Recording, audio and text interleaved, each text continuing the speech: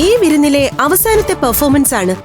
വധുവിന്റെ അനിയത്തി ശ്രുതിയും ശ്രുതിയുടെ കൂട്ടുകാരിയുമാണ് ഇത് അവതരിപ്പിക്കേണ്ടിയിരുന്നത്.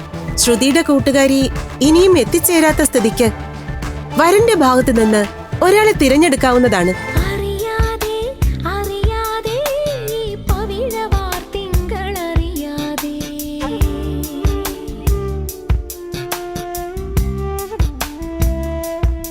നടന്നൊന്നും എനിക്ക് വിശ്വസിക്കാൻ പറ്റുന്നില്ല.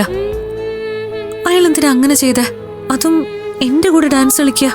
അശ്വിൻ സായിറാമിന് ഇങ്ങനൊരു മുഖം ഉണ്ടായിരുന്നോ?